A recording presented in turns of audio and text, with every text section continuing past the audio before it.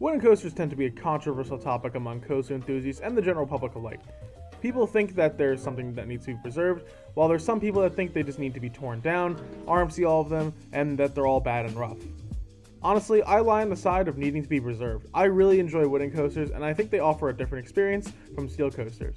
They typically have faster pacing due to the lack of friction from the steel wheels on the steel running rails, and they may provide a rougher ride, but in a charming way in my opinion. They usually have a different style layout compared to steel coasters too, and overall, I just feel like even though there's a lot of them that have very similar layouts, they all feel very unique from each other. So even though I made a top 50 coasters video back at the end of 2022, I figured I would post a countdown of my top 25 wooden coasters, since a lot of them did not appear in my top 50, since I have a much larger count of steel coasters under my belt compared to the wooden coasters. In total, I've only ridden 43 wooden coasters from the East Coast to the Midwest, and I've enjoyed most of them. And out of the 43, I've only really disliked 4 of them, and they tend to have similar opinions around them from other people. So starting out the top 25 is probably the most unique coaster on this list, and one of the more unique coasters in the world, Flying Turns at KNOEBELS. Even though I've visited KNOEBELS many times in the past 4 years, I've only ridden Flying Turns once. Unlike KNOEBELS' other major wooden coasters, this ride has lower capacity and is also troubling when it comes to its operation. Since this is a bobsled coaster, if any water gets into the trough, the ride needs to close since water can be detrimental to the operation of these rides. Flying Turns has also been under construction for more time than it actually has been open. The ride was originally under construction from 2006 all the way up until 2013, and then has been undergoing modifications for the past 2 years, so I really have not gotten a chance to ride since it's pretty much been closed every time I've been, except for the first time I went and the last time I went. Flying Turns is also a ride that typically goes down for lack of personnel. Since the ride requires at least 6 people to run, which may be normal at other parks, but at KNOEBELS, that's quite a bit of people. Either way, the ride is pretty fun and it's the smoothest bobsled coasters I've ridden, and it's also funny because it's the only wooden bobsled coaster and you expect it to be a lot rougher than the steel ones. Flying Turns isn't super forceful though, but there's a nice sense of speed as you slide down the trough and get some nice swinging, and overall it's just such a unique experience, and it really is a blast to the past of what bobsled coasters and roller coasters in general used to be like. Number 24, Racer Blue at Kings Island. This is one of the most important coasters in the world, as it is said to have restarted the world's interest in roller coasters in the early 1970s, and I can see why. This ride is awesome, and sure, it may not be a star at Kings Island anymore with the park's diverse lineup, but it holds up as one of the park's supporting coasters. You may think it's weird that I specifically ranked the blue side on this list, and not both together, but personally I count them as 2 different roller coasters, and I had a much better experience on the blue side rather than the red side. I originally only rode the blue side, since red was closed the first time when I went to Kings Island for maintenance and retracking, so there was unfortunately no racing element the first time I rode it. However, the ride was packed with great airtime and had really fast pacing. The Gravity Group prefab track has a super smooth feel to it, but still has that wooden feeling since it has the steel wheels on the steel running rails. However, I rode it before they worked on the second half of the ride, so it was a little rough around there, but nothing painful or unbearable. Then I rode the red side with the racing element after my second visit to Kings Island, but unfortunately there was a harsh trim on the top of the turnaround that caused a lot of speed to be lost and us to lose to blue. And I didn't really realize that it was there on blue, but I really noticed it on red, so maybe it's just a randomized trim to make one side win and the other lose every cycle, but either way, it really kind of killed the ride experience, and I honestly think they should just not do that. Number 23. WILDCAT at HERSHEYPARK. Rest in peace.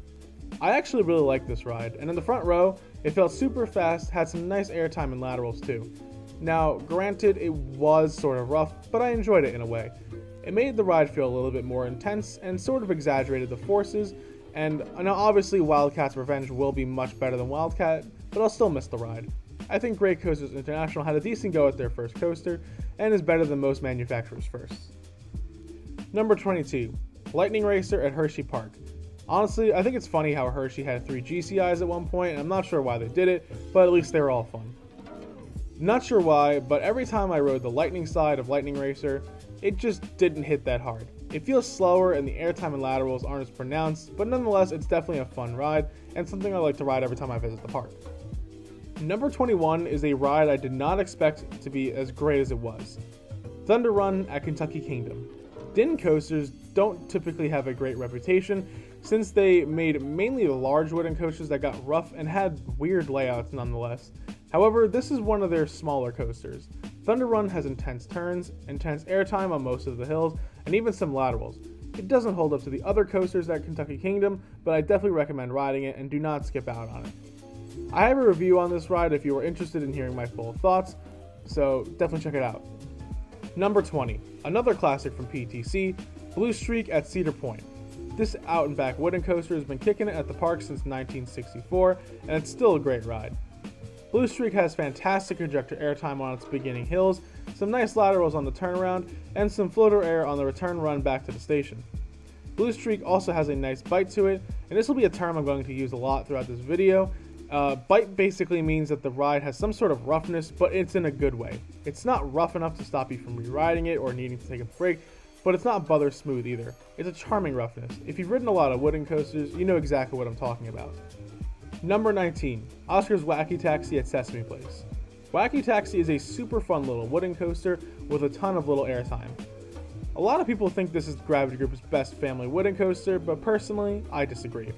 Wacky Taxi mainly focuses on quick pops of airtime that aren't super strong, however the pacing on this ride is great and it's butter smooth.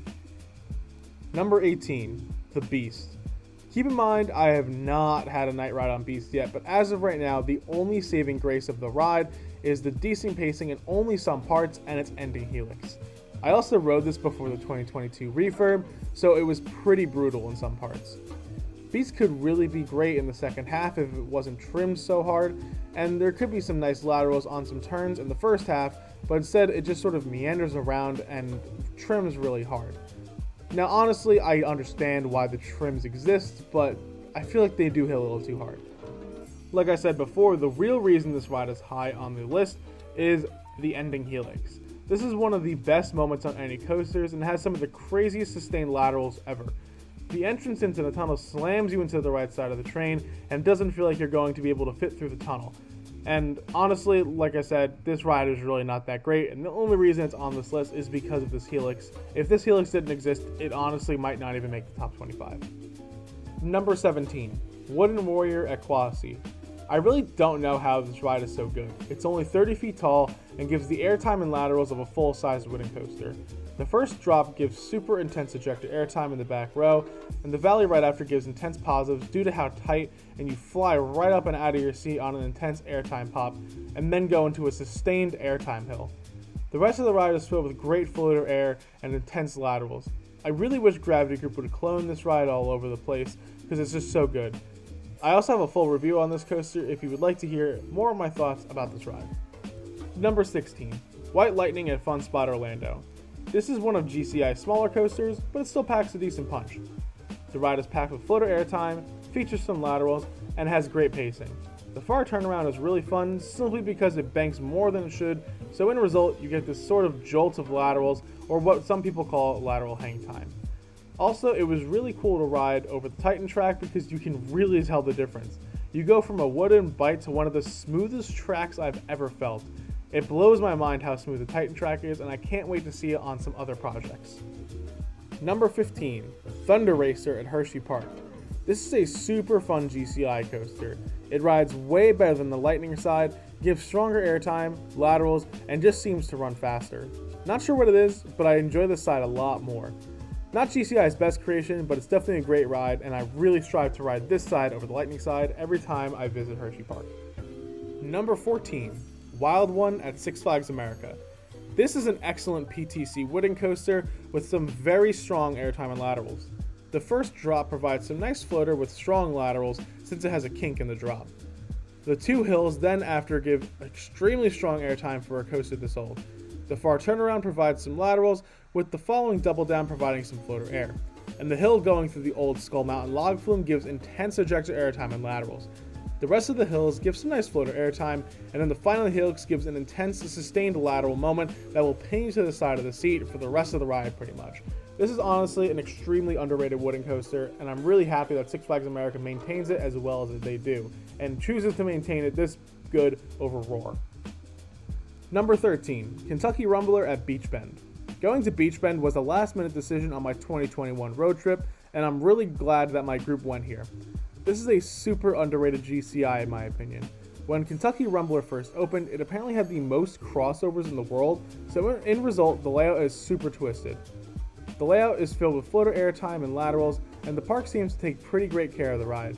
After being open since 2006, the ride is pretty smooth, but it keeps that wooden bite, and the park even replaced the trains at one point, so they seem to care about this thing. Number 12. Twister at KNOEBELS. KNOEBELS really loves making their wooden coasters in-house, and they did a fantastic job with this one. Twister has a very imposing structure since it's so dense and compact, and also being tall. Now granted, it's only 102 feet, but it looks a lot taller thanks to the compactness of the ride. Twister features a ton of laterals and even moments of airtime, and the quality airtime too. KNOEBELS also takes great care of this ride, keeping it smooth, but also featuring the wooden coaster feel, and overall I think this is an extremely underrated ride and is unfortunately overshadowed by Phoenix. Number 11. COMET at Six Flags Great Escape. This is another underrated wooden coaster in my opinion, but that's mostly because of the park it's at and not a lot of people go to it. COMET is a double out and back wooden coaster with a ton of airtime hills that all give nice floater airtime, and the turnarounds progressively give stronger laterals as the ride progresses. I think this is a super underrated coaster, and I think that, like I said, because not a lot of people make their way to Great Escape, but honestly, the Lake George area is so beautiful, and this park is just a little bonus, so I definitely recommend visiting Great Escape. Starting off the top 10 is a Legend at Holiday World. This is an amazing creation from Custom Coasters International, and it features some of the strongest laterals and a ton of them too. Legend also features fantastic pacing. The train carries its speed through the entire ride and slams to a stop on the brakes at what feels like 100 miles an hour. Even though the laterals are the main focus of the ride, there are a few airtime moments, and specifically one of the best airtime moments on any wooden coaster. After the first drops, it turns into the water park. There's a hill that passes under one of the water slides, and you fly out of your seat for quite a few seconds. You can feel the whole train slam back down onto the track at the end of the hill. It's such a funny feeling. There's also a few pops of airtime after the ride's signature element, the minimally banked double helix. After slamming through 2 hard turns, you fly into a tunnel around a double helix where you are pinned to the side of the train for nearly 15 seconds. This is truly a masterpiece of a ride, and Holiday World keeps up the maintenance, keeping it smooth, but keeping that wooden coaster feel to it. Number 9. Cyclone at Luna Park. The famous Coney Island Cyclone is famous for a reason. The ride kicks total ass. Cyclone is nearly pushing 100 years old and it's running like a dream. It has surprisingly stayed smooth after retracking work started after Hurricane Sandy in 2012. The trains are like couches with big leather seats, and the ride features very strong airtime, plus probably the most ridiculous laterals around each turnaround. I have a full review of this ride if you want to hear more thoughts about it, and I'll link it somewhere in the video. But definitely check it out because I have a lot to say about this absolutely fantastic wooden coaster. Number 8. Boulderdash at Lake Compounce. This is another CCI masterpiece. The ride features a sprawling layout throughout the woods and the mountains of the park. The last time I rode this was in 2020, so things could have changed, but from what I experienced, this thing was rough. However, I thought it heightened the experience. The roughness of the layout with the intense laterals and airtime, while flying among the rocks and trees, was a truly crazy experience. I can't even imagine what a night ride would be like on this thing, and I truly cannot wait to hopefully experience it this year. Number 7. Thunderhead at Dollywood. This was my first experience with a GCI that wasn't at HERSHEYPARK, and it blew my mind the first time I rode it. I got mostly rain rides and night rides on Thunderhead, and I really think that helps the ranking of this ride. I last rode this in 2019, so I'm not sure how it rides today, but from what I remember, this was really smooth. It had a few bumps here and there, but in reality it was one of the smoothest wooden coasters I've ridden, and Dollywood clearly takes great care of this. Thunderhead features strong pops of airtime, laterals, and great pacing right up until it hits the final brakes. The ride also feels a lot longer than it really is, thanks to the super twisted layout and the fact that you really can't see what's going to happen next. Number 6. Mystic Timbers at Kings Island. This is my favorite GCI, and it's not hard to see why. This ride is just airtime hill after airtime hill, and it doesn't let up one bit throughout the entire ride. It doesn't feel like the ride loses any speed whatsoever, and honestly, I really wouldn't be surprised if it pretty much only loses about 10 miles an hour through its course. The twisted drop features strong laterals and airtime in the back row, and then every hill providing strong floater airtime. The far turnaround also provides some super strong laterals, especially strong for GCI. After the turnaround, the ride hauls ass back to the station, or should I say, the shed. The shed also helps this ride too, with a stupid yet fun theming element. It's cheesy and didn't deserve a whole teaser campaign for pretty much a whole year, but it's still fun nonetheless. Getting into the top 5 is Mind Blower at Fun Spot Kissimmee. This might be a controversial placement to a lot of people, because I know a lot of people hate this ride. I'll be the first to say it, this ride is f***ing brutal. However, it's so good. I personally think the roughness adds to the ride and it makes it feel way more intense than it actually is. The ride starts off with crazy drop with intense air ejector airtime in the back row, heading into a stupid intensive version which should not belong on a wooden coaster. But it's there anyways. I think it's super funny that when you enter the 0G roll, you just slam to the side of the train and the rest of the ride is filled with intense turns and ejector airtime moments. This ride really did surprise me, but it was really rough. If this ride was smooth, it would honestly probably be my number 2 or 3 wooden coaster. Number 4, Raven at Holiday World. I rank this way higher than most people, but I really like this ride a lot. The ride starts out with a fast-paced first half with a traditional out and back type layout. This part features some great floater airtime moments and some strong lateral moments.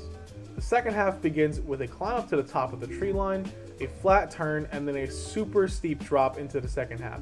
In the back row, this drop provides some of the most strong airtime you will ever feel on a wooden coaster, and it's one of my favorite moments of any coaster whatsoever.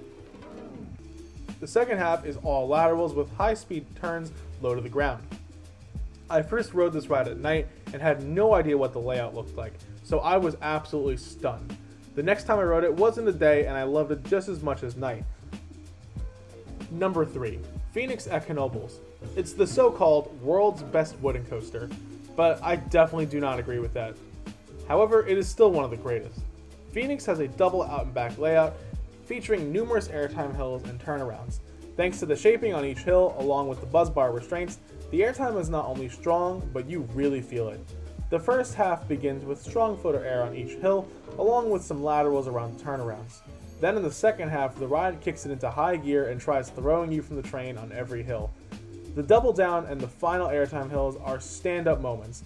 The double down is especially scary because of how violent the transition is, and sometimes you end up on top of the seat divider. It's truly a crazy ride, and I really don't know how the ride still has buzz bars. Number 2, the Voyage at Holiday World, often touted as Gravity Group's magnum opus, and I agree with this statement. Voyage is an extremely long ride with tons of airtime, laterals, and intense moment.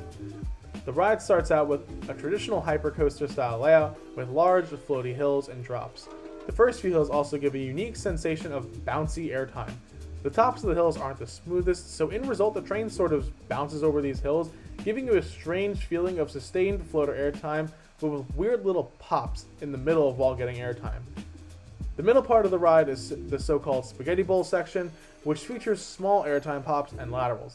The final portion of the ride is the trip back down the hill after the block break. On trimless rides, the back row is truly insane. On the triple down, the final feels like you're getting sucked up into the depths of the earth while flying through a tunnel. The rest of the finale is a fast-paced barrage of turns, airtime hills leading into the final breaks, creating one of the world's best roller coasters. Now, I did want to mention Lightning Rod on the list, however, I honestly have no idea how to classify this ride anymore since it's partial steel retracking. If there was only a few sections of steel track, I would classify this as a wood coaster still, just like White Lightning at Fun Spot Orlando. But since like half the ride is steel, I don't know if it's a wooden coaster anymore or not. I guess the only way to classify it as is a hybrid, like an actual hybrid, not just like, oh, it has steel track and wooden supports. No, it has steel track and wooden track. You could also classify it as a steel coaster since a lot of people do say the topper track wooden coasters are steel coasters anyway, since the steel running rail is massive, but I really don't know what to say. But this ride would have placed number 1 on the list if it was fully wood, but that's no longer the case in my opinion. And I'm sure all of you could see this coming from a mile away, but number 1 is El Toro at Six Flags Great Adventure. This INTAMIN prefab wooden coasters features some of the strongest and best airtime found on any roller coaster in the world. And for a wooden coaster, it's almost too intense. The ride kicks off with one of the best drops in the world, and then goes into 2 massive airtime hills, an intense turnaround, small floater hills, and one more violent ejector airtime hill, and then has the intense, fast-paced twister section as the finale, once again forming one of the world's best roller coasters. Thanks for watching, everyone. I hope you enjoyed this list, and if you did, make sure to leave your favorite wedding coasters in the comments below. Leave a like and subscribe for more content coming in the future. And once again, thanks for watching. I also do want to thank you for anybody who's been waiting for a new video. I just want to thank you for the patience because I've been absolutely slammed with schoolwork. As a music major, I take literally 12 classes at a college, and my entire day is filled up with me playing drums and taking music classes like music theory and other hellish classes. But like I said, thanks for your patience, guys, and thanks for sticking around. I really do appreciate it. See you guys in the next video.